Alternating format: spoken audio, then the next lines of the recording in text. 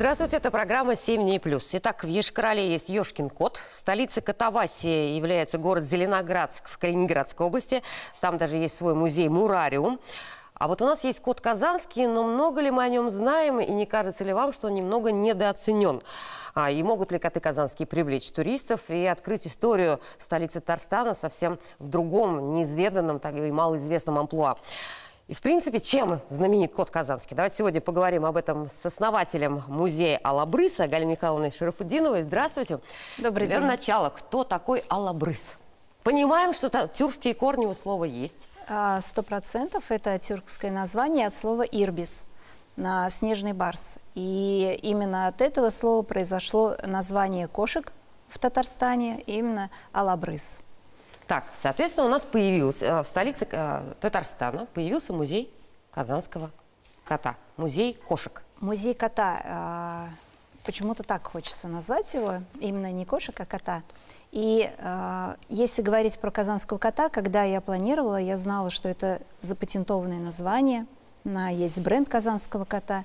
И ни в коей мере, уважая этих людей, кто первопроходцы были, поэтому я от этого названия ушла, и историческое название Алабрыс, оно оказалось свободным, и название музея получило именно это слово. Ну, такое наследие настоящее, да, наш Да, Алабрыс? конечно, это история. Как выглядит Алабрыс? Ну, если мы говорим про Алабрыса, про казанского кота, символ, который сегодня у нас популяризируется и распространяется, то мы видим таких довольных, толстеньких котов, но в большей мере... В меру упитанных. В меру упитанных. В большей степени они отображают, наверное, наше татарстанское радушие и гостеприимство. А казанский кот вот выглядел именно таким образом. Это лубочная живопись, это 17 век, 18. И тогда кота изображали и описывали именно как кот, который был с большой головой, широкой шеей, мощными мышцами и обладал такой бойцовским характером. Да, это был такой ловец очень хороший. И как раз вот писали кот казанский, ум астраханский, разум сибирский, сладко ел, сладко спал. В лубочной живописи очень много изображений встречается этого кота. И везде он изображается с такими большими выпученными глазами. Даже есть параллельно такой символ, что его внешность очень сильно напоминает Петра Первого.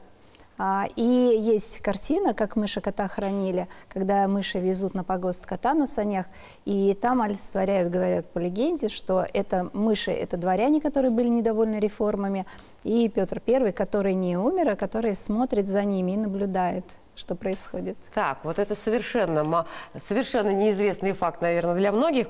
Но, в принципе, что мы сегодня знаем, да, Катя Казан, что императрица Елизавета Петровна когда-то во время своего визита в Казань заметила, обнаружила, что у нас нет мышей. Абсолютно да? верно. Потом она приказала перевести в город на Неве, там 30, по-моему, казанских мурок, мышеловов, как их там можно было назвать, оказались в царских покоях, быстренько извели все грызунов, сейчас потомки живут в государственном, да, Эрмитаже, да. Каждое 1 апреля. У них там праздник, дирекция музея устраивает там и угощает лакомство. И вот Михаил Петровский говорит, что потомки кота казанского свято берегут музейные экспонаты от мышей. Ну вот это все, что мы знаем на сегодня. Но вы открываете целый музей, основываете. Неужели так много еще тех фактов, или так мы мало знаем о коте казанском, а о Алабрысе, в принципе, о традициях, да, с домашними животными, отношение к котам? Почему? Чего не знаем и почему это достойно музея? Ну, в первую очередь, я, как любитель кошек, я собирала коллекцию дома. Очень давно я как-то хаотично собирала сувениры какие-то. Потом я поняла, что фигурки интересные очень, и продолжала собирать. И вот на протяжении 6 лет я собирала домашнюю коллекцию, которая уже заполняла коробки, полки. И как раз поездка в Зеленоградск в апреле месяце толкнула меня на то, что необходимо уже, наверное, из запасников все достать и представить, наверное, на всеобщее обозрение. И как раз в этот момент я подумала, что Зеленоградск – прекрасный город, где очень любят котов, но нет как такового символа. А в Казани есть символ, это исторически, это вот иногда говорят, что Татарстан приписывает себе там что-то, да, но это исторически закрепленные факты, как и указ Елизаветы Петровны, который был опубликован в 1745 году. И в этот момент я решила, что, наверное, необходимо рассказать вообще в принципе о том, что это не только памятник там на Баумана в Раифе, в Старо-Татарской Слободе, что это все-таки символ действительно нашего города, и что о нем историю можно рассказывать не только в ключе истории, хотя она есть, но еще в ключе том, что мы должны заботиться о братьях наших меньших. Потому что если мы говорим про животных, то о собаках больше все-таки внимания им уделяют и больше пекутся, а кошки, к сожалению, немножко обделены вниманием. И вот мы собирались с зоозащитниками, с приютами, которые на сегодняшний день работают, и они очень озабочены этой проблемой. И вот с позиции именно вот музея на моих экспонатов и хочется донести именно, что человек должен заботиться не только о себе, да, но и о братьях наших меньших, которые не могут сами о себе позаботиться. И учитывая такую историю большую, когда кошки в Древнем Египте, это признано, да, были царственными особами, и до XVIII века их вообще могли иметь очень мало кто, это было в основном знать, элита, да, бедные люди не могли себе позволить. И сегодня, когда кошка – это действительно царское создание, которое по 16-18 часов умывается, спит. Мы любим его просто по определению. И поэтому я решила представить свою коллекцию именно публике, аудитории. И хочу рассказывать именно, каким образом можно помочь кошкам, как популяризировать заботу, как рассказывать об обращении с кошками, об их привычках. Ну и много, конечно, интересных фактов, которые есть. Например, вот мы сейчас вспомнили про указ Елизаветы Петровны, но есть легенда, что в 15 веке, когда Иван Грозный шел на Казань, именно кот у хана спас всю его семью, потому что был подкоп. Он почувствовал ночью, и в это время он прибежал в царские покои хана, и это было не свойственно, он разбудил, и хан переправился через Казанку на Волгу, и говорят, что попал в Персию, таким образом спасся своей семьей. И это тоже вот факт, который говорит о нашем казанском именно коте, да, его заслугах. И потихонечку раскрывать, наверное, вот вообще в принципе доброту, общение с животными. И парадоксально, но когда я открывала музей, я была уверена, что в большей степени это будут, конечно, дети. Но случилось абсолютно обратное, и 80% это взрослые люди, это осознанные люди, которые сегодня посвящают жизнь своим домашним питомцам. Это люди, которые хотят заботиться о ком-то. И что самое важное, на мой взгляд, что это молодые парни и девушки, которым по 20-25 лет, и они с интересом смотрят, слушают. Есть аудиогид, в котором рассказывается история как раз и интересные факты, и они с удовольствием познают этот мир, ходят, рассматривают каждую фигурку, задают вопросы, и вот это вот, на мой взгляд, учеба добру, наверное, вот, то есть для меня кошки это все-таки добро. И чем больше людей будет вовлекаться в это добро, тем лучше, наверное, будет наш мир. Но все-таки возвращаясь вот тоже к историческим фактам, очень интересно, кстати, на самом деле малоизвестно, и здорово, что вы их озвучиваете. Я понимаю, какой процент незнающих приходит в музей, да, для многих, наверное, это открытие. Но вот при этом вот скульптура, что нам известно про кота казанского в принципе? Это пока кот казанский, скульптура на Баумана. В 2005, по-моему, идея появилась, в 2009 воплотили ее. Высота памятника там 3 метра, ширина 2,8. Это вот такая единственная пока была туристическая точка в деле казанских котов.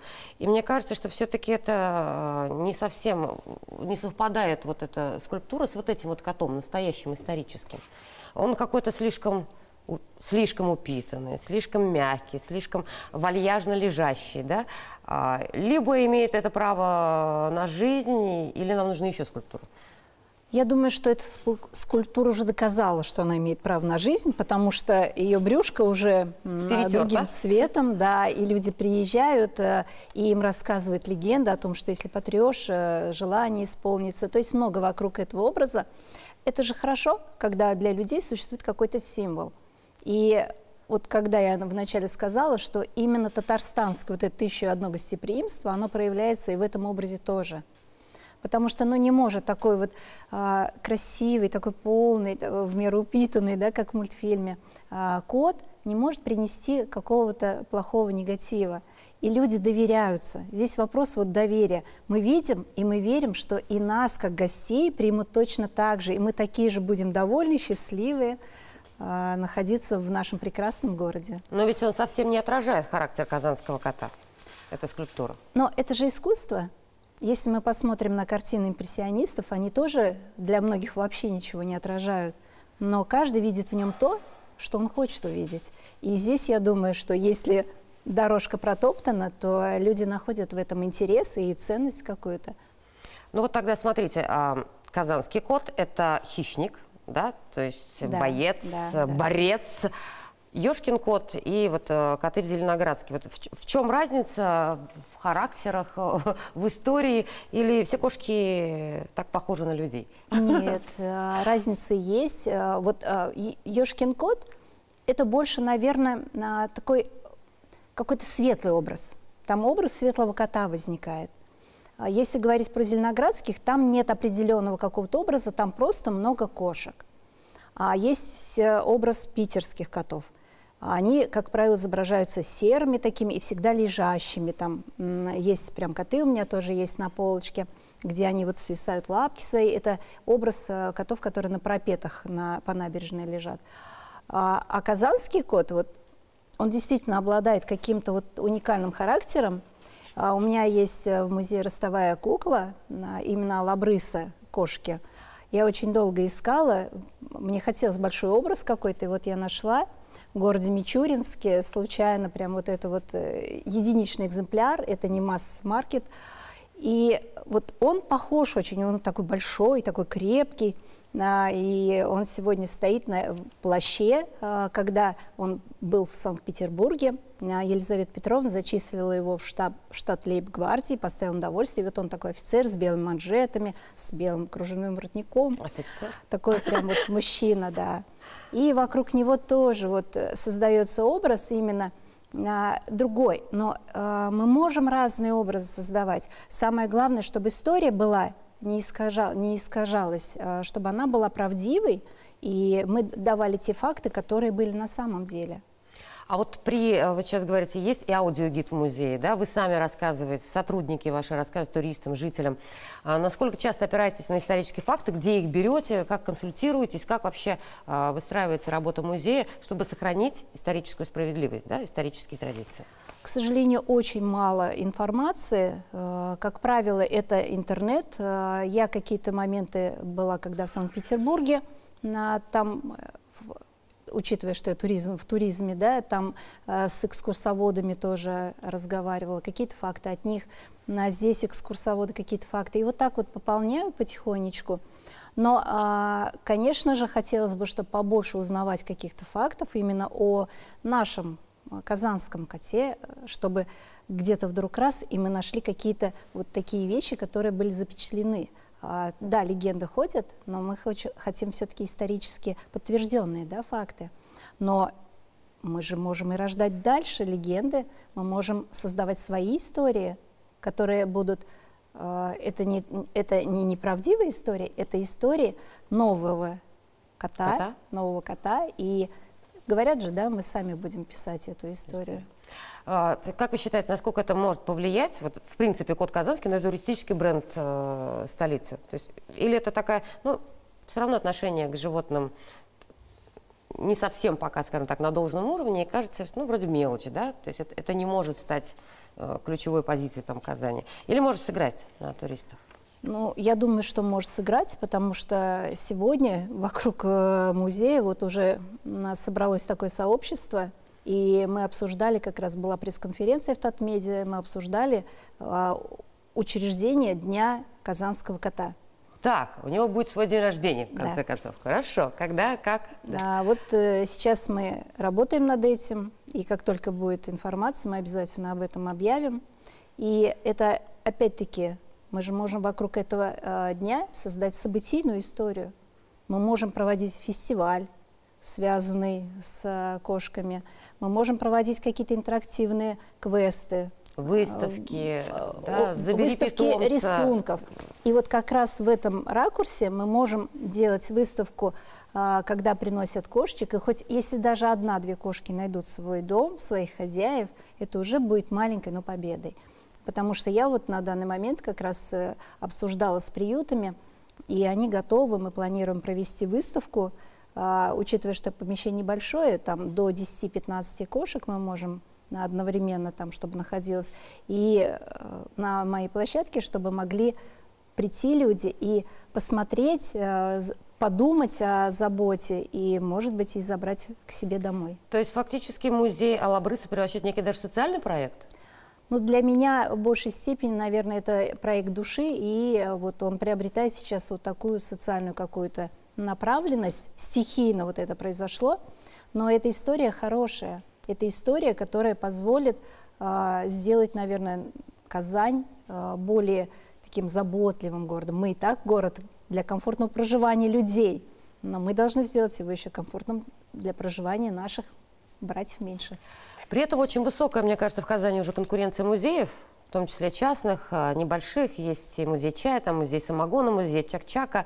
Но это здорово, что мы брендируем свою историю, свои традиции, да, мы раскрываем туристический потенциал большой. Вот насколько в этой конкуренции сегодня, по идее, музею кошек тяжеловато, музею Алабрысы, музею кота, не кошек, да, Галина Михайловна? Конкуренция – это же хорошо. В этот момент ты начинаешь думать, что надо сделать еще, чтобы была твоя уникальная там особенность. И вот на сегодняшний день я понимаю, что необходимо заниматься еще дальнейшим продвижением. И я планирую создать мастер-классы тематические. Есть уже масса заготовок, которые я подготовила. Это и брошки в виде кошек, которые уже взрослые люди, девушки могут сделать. Это для детей, которые могут делать игрушки в виде кошек. Это и росписи глиняных изделий, масса всего того, что можно привнести в этот музей, но все это будет, конечно, увязано вокруг кошачьего мира. Мы понимаем, что это, вы уже сказали, что это ваша личная коллекция котов. Ну, с чего началась история музея этого молодого? В принципе, какие экспонаты есть? Каким образом вы их отбираете? Какие уникальные экспонаты, на которые, ну, действительно стоит прийти и посмотреть? Изначально это вообще была немножко такая хаотичная коллекция. Просто шла в магазине, если видела какую-то фарфоровую статуэтку в виде кошечки, покупала. Если это была глиняная какая-то фигурка, покупала. Если это была какая-то мягкая игрушка, тоже покупала. А позже я поняла, что должно как-то вырасти в какую-то линейку, наверное, да? Но так как я не музейный работник, начала изучать, как делают. И когда я выставляла уже на полке в музее, я все-таки постаралась сделать, расставить таким образом, чтобы, рассказывая, люди понимали какую-то цикличность и какое-то вот единообразие. Поэтому у меня первый стенд – это, конечно же, посвященный именно Алабрысу, казанскому коту истории. А следующий стенд – это египетские кошки, где изображение котов и богиня плодородия и любви Бастет тоже с головой кошки изображается, и рассказ идет. И потом вовлекаем в рассказ о том, что были инквизиции на кошек в средние века, кошкам пришлось очень тяжело. И рассказывая об этом, как раз переходим к образу уже сегодняшних кошек, которые после XVIII века всегда оставались царственными особами и жили абсолютно припеваючи. И вот эти домашние коты, в каком положении они там лежат, умываются, играют, разные образы. И представлены изделия, которые выполнены на основе картины Розины Вальхмастер. Это австрийская художница, которая написала в 50-60-х годах 20 века, писала картины фантазийных кошек. Она придумала их очень радужными, яркими, не совсем обычных образов. Но эти образы так понравились мастерам в других техниках, что их стали делать из дерева, из железа, из камня. И там есть гипсовая как раз одна фигурка, которая 70-х годов немецкой студии, коллекционная. И переходим к витрине, где выставлены египетские коты, кошки, вернее, там кошки как раз, они такие статные, высокие, грациозные. И я прочитала о том, что модельеры, когда создавали образы элегантных платьев, вдохновлялись как раз грациозностью вот этих кошек тоже. Был отсыл туда. И вот когда вы говорите про необыкновенные какие-то, да, вещи, мне в Москве подарила мастерица, она делала изделия из глины, и у нее дома, из керамики, прошу прощения, и у нее дома сохранилась фигурка ее 1998 года, зодиакальный кот.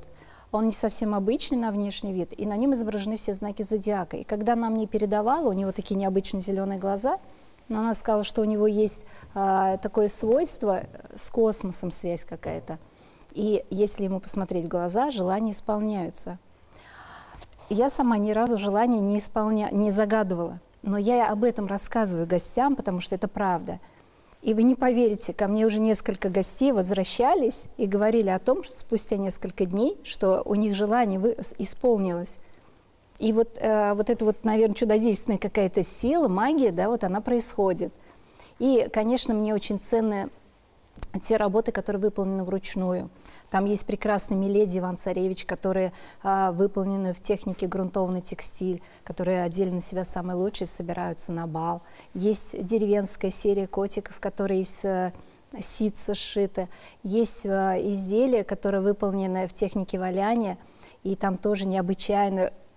Человек, когда создает образы своими руками, он вкладывает свою душу, и видение у него абсолютно другое. Это может быть образ там не совсем напрямую похож на кошку, но тем не менее, когда вглядываешься и когда рассказываешь людям, они понимают, что это интересный образ.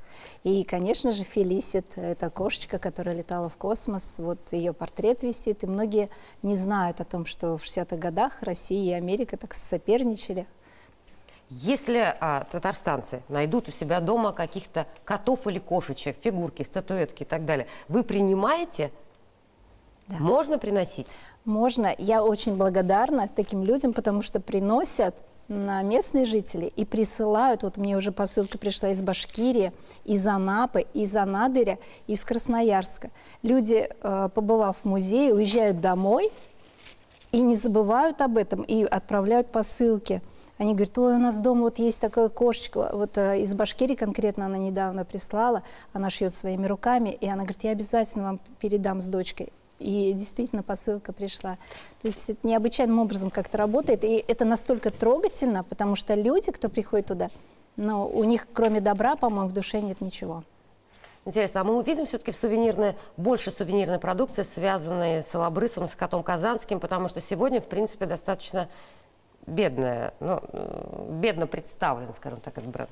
Но казанского кота очень много на Баумана в магазинах. Ну, это все, в основном керамика, глина, фарфор. Такой однотипный. Да. Но это, наверное, тоже хорошо, что это сделают, потому что спрос рождает предложение, был спрос, предложение поступило, и туристы с удовольствием это увозят. Для нас важно ведь что? Чтобы человек увез и где-то там увидел: о, кот казанский, прикольный, я там был. А я, учитывая, что я Алабрыс, я запатентовала это название, и, конечно же, я планирую именно под этим брендом выпускать сувенирную продукцию.